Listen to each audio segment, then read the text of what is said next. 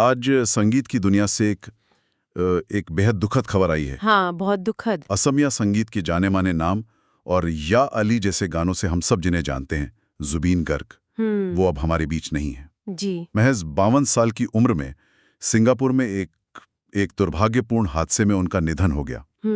वो वहाँ एक फेस्टिवल के लिए गए थे।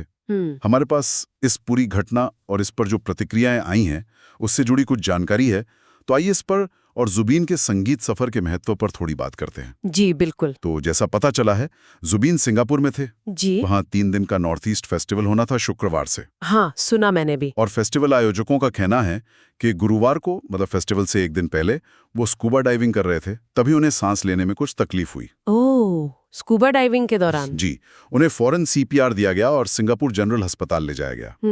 लेकिन दोपहर करीब 2:30 बजे भारतीय समय के हिसाब से डॉक्टरों ने उन्हें मृत घोषित कर दिया। बचाया नहीं जा सका उन्हें। ये खबर तो वाकई स्तब्ध करने वाली है।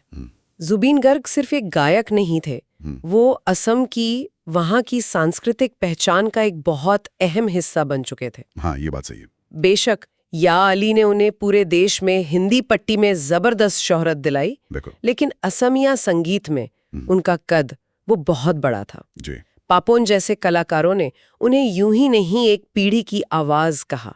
उन्होंने असमिया संगीत को एक नया रूप दिया, युवाओं को अपनी जड़ों से जोड़ा। उनकी आवाज में एक अलग ही कशिश थी जो सीधे दिल में उतरती थी। आपने ये जो कहा एक पीढ़ी की आवाज, क्या चीज थी जिसने उन्हें असम में इतना महत्वपूर्ण बना दिया? क्या ये सिर्फ लोकप्रियता थी या उनके संगीत में कुछ और बात थी? देखिए, लोकप्रियता तो थी ही, जाहिर है, लेकिन बात उससे कहीं ज्यादा गहरी थी। उन्होंने असम के जो लोक संगीत है उसे नए अंदाज में पेश किया। अच्छा। उसे आज के युवाओं के लिए प्रासंगिक बनाया। उनके गानों में आपको असम की मिट्टी की खुशबू मिलेगी, लेकिन जो प्रस्तुति थी वो समकालीन थी, मॉडर्न थी। समझ गया। और साथ ही वो सामाजिक मुद्दों पर भी बहुत बेबाकी से अपनी राय रखते थे। इस वजह से भी वो युवाओं के आइकॉन बने।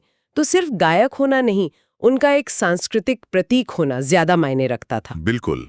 और शायद इसी गहरे जुड़ाव का असर हमें इंडस्ट्री से आई प्रतिक्रियाओं में भी दिख रहा है। हाँ बिल्कुल। आदिल हुसैन से लेकर पापोन, विशाल मिश्रा, अरमान मलिक, सभी ने बहुत गहरे सदमे और दुख का इजहार किया है। जी। पापोन का ये कहना कि एक दोस्त खो दिया, एक भाई खो दिया, ये बताता है कि रिश्ते कितने असली और गहरे थे। हाँ, ये व्यक्तिगत क्षति भी है कई लोगों के लिए। संगीतकार प्रीतम ने भी इसे सबसे भयानक और दुखद खबर कहा है। उन्होंने जुबीन की पत्नी, गरिमा और परिवार के प्रति संवेदनाएं भी जाहिर की हैं। ये सारी प्रतिक्रियाएं दिखाती हैं कि उनका जाना सिर्फ असम के लिए नहीं, बल्कि पूरे भारतीय संगीत जगत के लिए एक बड़ी क्षति है। सही कहा। उनकी वो बहुमुखी प्रतिभा, अलग अलग भाषाओं में गाने की क्षमता, उसने उन्हें एक बहुत व्यापक पहचान दी थी। और ये भावनाएं सिर्फ संगीत जगत तक ही सीमित नहीं रहीं, जैसा कि अक्सर होता है। नहीं, बिल्कुल नहीं। असम के मुख्यमंत्री हेमंत बिस्वा शर्मा ने भी कहा कि राज्य ने अपने पसंदीदा बेटों में से एक को खो दिया है, और ये जाने की उम्र नहीं थी। ये उनके कद को, उनके महत्व को दर्शाता है। निश्चित रूप से जुबीन गर्ग का इस तरह इतनी कम उम्र में अचानक चले जाना, ये उनके परिवार, दोस्तों और लाखों प्रशंसकों के लिए तो अपूरणीय क्षति है ही। जी। साथ ही ये असमिया संगीत और संस्कृति के लिए भी एक बहुत बहुत बड़ा झटका है।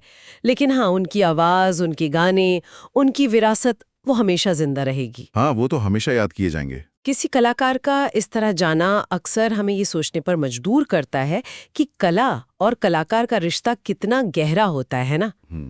कैसे उनकी रचनाएं, उनकी कला, उनकी भौतिक अनुपस्थिति के बाद भी हमारी भावनाओं, हमारी यादों का हिस्सा बनी रहती हैं, शायद और ज्यादा मुखर हो जाती हैं। ये एक सोचने वाली बात है।